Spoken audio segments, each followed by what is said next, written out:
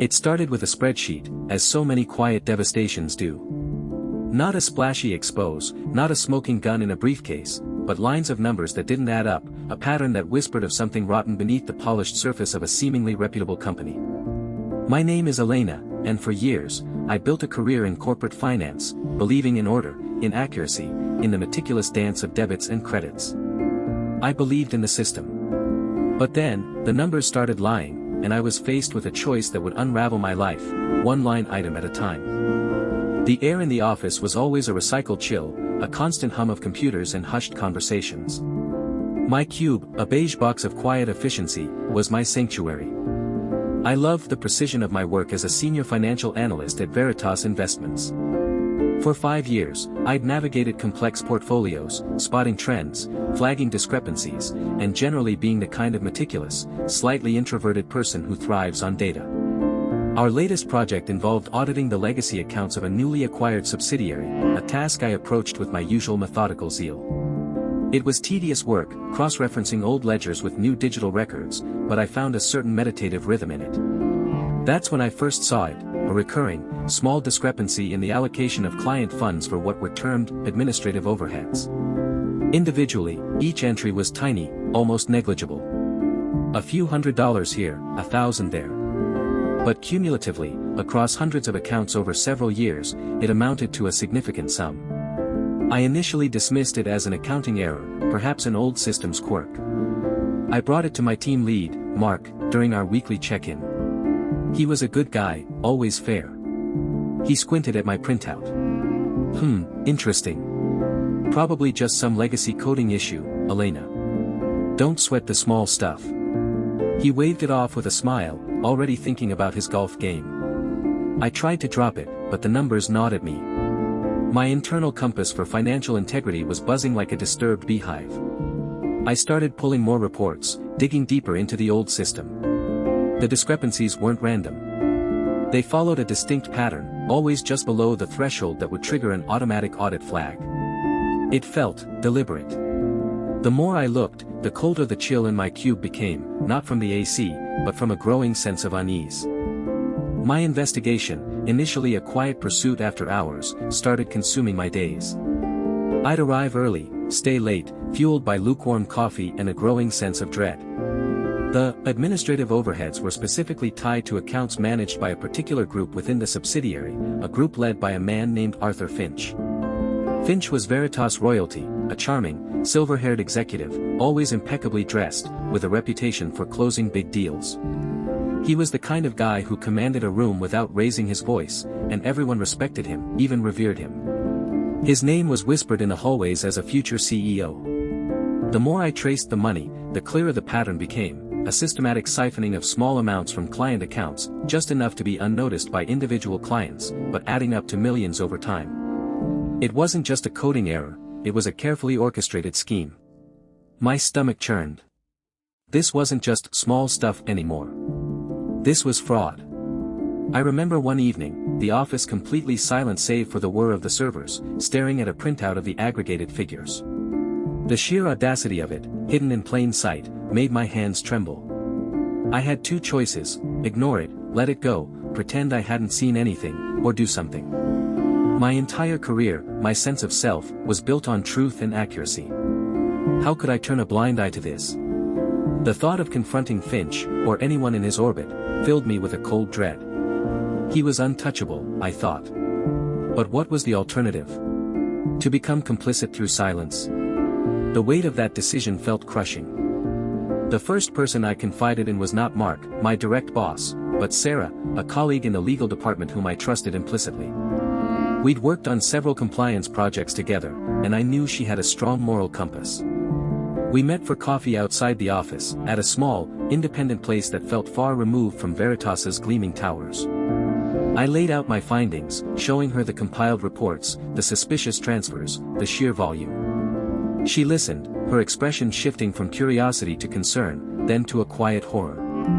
"Elena," she said, her voice barely a whisper, "this is huge. This isn't just a mistake. This is serious." She agreed to review my findings officially and advised me to go through the proper internal channels. Document everything, Elena, she urged. Every conversation, every email, every report. Protect yourself. Her words, protect yourself, echoed in my ears. The next day, I meticulously prepared a formal report, anonymized at first, outlining the discrepancies and the patterns. I submitted it through Veritas's internal ethics hotline, a system designed to protect whistleblowers. I then scheduled a meeting with Mark and HR, bringing Sarah as an unofficial witness. Mark's initial reaction was disbelief, then defensiveness. Elena, are you sure about this? Finch. He's a pillar of this company. The HR representative, a woman named Ms. Davies, had a practiced calm, but I saw a flicker of apprehension in her eyes as I presented my evidence. They assured me they would conduct a thorough, confidential investigation. I left the meeting feeling a mixture of relief and immense anxiety. The die was cast. I had spoken my truth, but the silence that followed felt heavier than anything before. Initially, nothing changed. Days turned into weeks. I continued my work, but with a heightened sense of awareness, a constant knot in my stomach. I noticed subtle shifts. Colleagues who used to stop by my cube for a chat now seemed to skirt around it. My emails to certain departments went unanswered for longer than usual. Mark, who had always been friendly, became distant, almost formal. The air in the office, once just chilly, now felt distinctly cold towards me.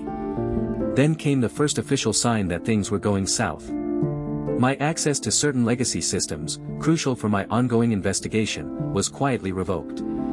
The official explanation from IT was a system upgrade, but I knew better.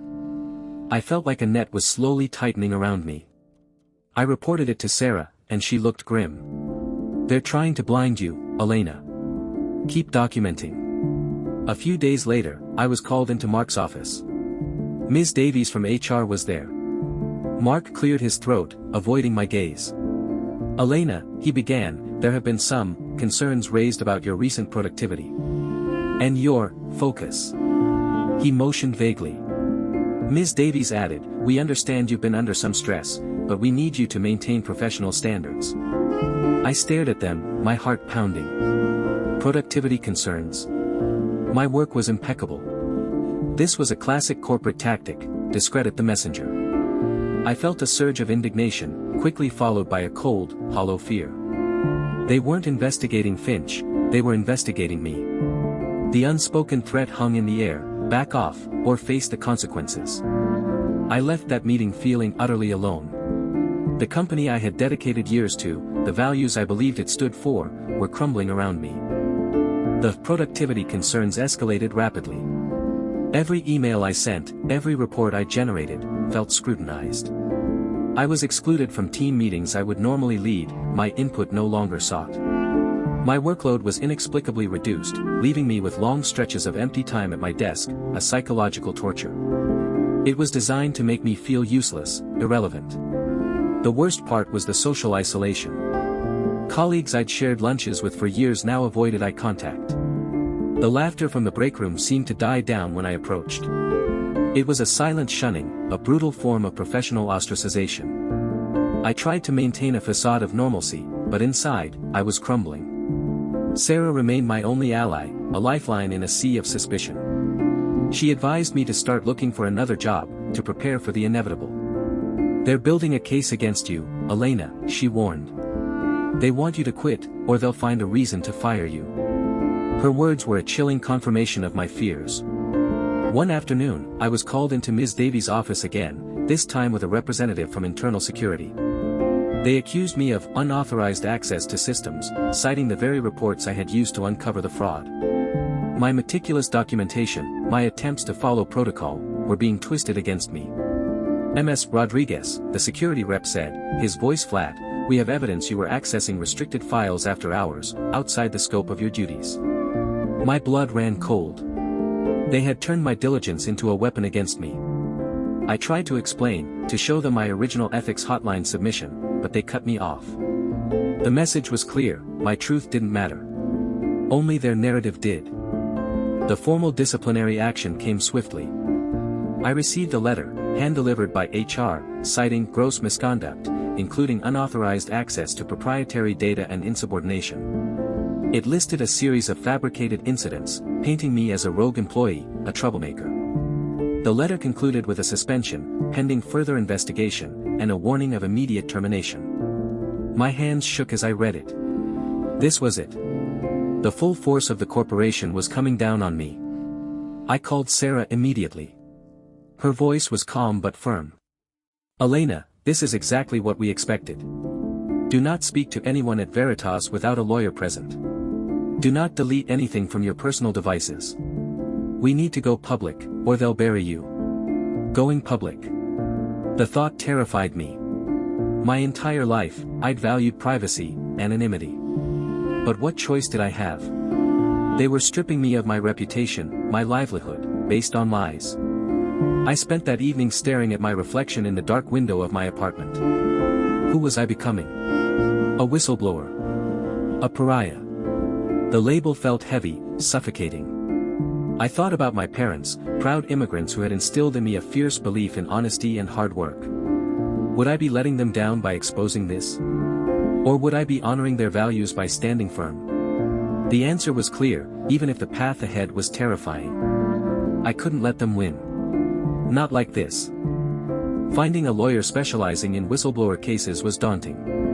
Many declined, citing the immense power of Veritas Investments. But I finally connected with a small, tenacious firm known for taking on corporate giants. My lawyer, Mr. Chen, was a no-nonsense man with kind eyes and a steely resolve. He listened patiently as I recounted everything, laying out my meticulously documented evidence, the initial reports, the ethics hotline submission, the retaliatory actions, the formal disciplinary letter. He reviewed it all, nodding occasionally. "Ms. Rodriguez," he said, leaning back in his chair, "you have a strong case for retaliation. And if what you say about the fraud is true, Veritas has a much bigger problem." He warned me about the personal toll this battle would take. They will try to discredit you, to dig into every aspect of your life. This will be a marathon, not a sprint. His words were sobering, but also empowering. I wasn't alone anymore. He advised me to file a formal complaint with the Securities and Exchange Commission, SEC, which offered specific protections and incentives for whistleblowers reporting financial fraud. The process was lengthy, involving detailed submissions and interviews. Each step felt like a further commitment, another brick in the wall I was building against Veritas. My life outside of this case began to shrink. Friends didn't understand why I couldn't just move on. My parents worried constantly, seeing the toll it took on me, the sleepless nights, the lost weight. But every time I faltered, I remembered the numbers, the calculated deception, and the faces of the clients whose trust had been betrayed. I couldn't back down. With Mr. Chen's guidance, we filed the complaint with the SEC. The investigative process was thorough and slow, a bureaucratic behemoth moving at its own pace. In the meantime, Veritas proceeded with my termination, citing irreconcilable differences in professional conduct. It was a euphemism for, "We fired her for being a whistleblower." The news hit me hard, despite preparing for it. It was one thing to anticipate, another to experience the finality of it. My professional identity, the career I had painstakingly built, was gone. Mr. Chen then advised that we approach a prominent financial journalist, known for investigative reporting. It was a calculated risk, but he believed the public pressure would accelerate the SEC investigation and offer a layer of protection. The journalist, Sarah Jenkins, listened intently, her eyes sharp and assessing. She understood the intricacies of financial fraud and the tactics corporations use to silence dissent. After reviewing my evidence, she agreed to pursue the story. The first article, a meticulously researched expose titled "The Silent Siphon, Whistleblower Alleges Millions in Fraud at Veritas Investments," broke on a major financial news site. My name, once a quiet footnote in corporate directories, was now emblazoned across headlines. The article detailed my findings, the company's retaliatory actions, and the disturbing allegations against Arthur Finch. The immediate aftermath was a whirlwind. Calls from reporters, messages of support, and a furious, defensive statement from Veritas denouncing me as a disgruntled former employee with a vendetta. But the story was out, and it couldn't be put back in the box. The public exposure ignited a firestorm. Veritas's stock took a hit. Analysts questioned their internal controls. The SEC investigation, once a quiet hum, now roared to life, with additional agents assigned to the case. Arthur Finch, the untouchable executive, was put on administrative leave. It was vindicating to see, but the personal cost was immense. My life became a constant balancing act between legal consultations, media inquiries, and simply trying to make ends meet. Finding another job in my field was impossible. The whistleblower label, while a badge of honor to some, was a scarlet letter to potential employers. No one wanted to hire someone who might expose their dirty laundry. I depleted my savings, living frugally, relying on the support of my parents and a few loyal friends. The psychological toll was heavy. I battled anxiety, sleepless nights, and the crushing weight of public scrutiny. There were hate messages from anonymous internet trolls, presumably Veritas loyalists, accusing me of destroying careers and being a liar. It was a constant barrage. But amidst the chaos, there were also messages of support from strangers, from other whistleblowers, from people who admired my courage. These small acts of solidarity were a lifeline, reminding me that I wasn't entirely alone, and that what I had done mattered. The legal process dragged on, a slow, grinding battle of motions and depositions. I had to relive every painful detail, every accusation, every moment of doubt. It was exhausting, but every time I thought of giving up, I remembered why I started: for the truth, for integrity, for those silent numbers that had screamed fraud. Years passed. The SEC investigation concluded, confirming my allegations against Veritas Investments. Arthur Finch and several other executives were charged with fraud. Veritas itself faced massive fines and was forced to implement sweeping reforms to its internal controls. The company's reputation was severely damaged, a testament to the power of truth, even when whispered by one quiet analyst.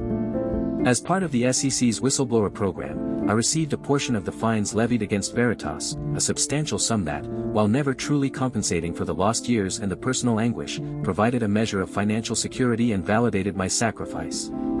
It was an acknowledgement, in hard currency, that I had been right. Finch received a prison sentence, a stark reminder that even the most powerful can fall. I watched the news reports, feeling a quiet, hollow satisfaction. Not triumph, but a weary sense of justice served. My career in corporate finance, as I knew it, was over. The trust was broken, the industry too tainted by the experience. But I found a new path, working as a consultant for nonprofits, helping them implement robust financial oversight, using my skills for good, not just for profit. The scars remain. The fear, the isolation, the profound shift in my perception of corporate loyalty. But also, the profound pride. I stood up. I spoke out. I lost a lot, but I found something more valuable: my voice, and the unwavering belief in my own integrity. It was a hard-won victory, earned in the quiet hours of spreadsheets and the public glare of a relentless battle, but it was mine. The journey from a quiet cubicle to a public whistleblower was agonizing, stripping away much of what I thought defined me. But in the wreckage, I found resilience, a core of integrity I didn't know I possessed.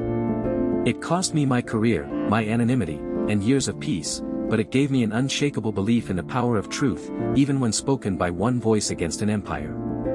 This story isn't just about fraud, it's about the courage to stand up when everything tells you to sit down. If you've been moved by Elena's unwavering fight for justice, please like this video, share her story, and subscribe to Dark Truths for more narratives of courage in the face of impossible odds.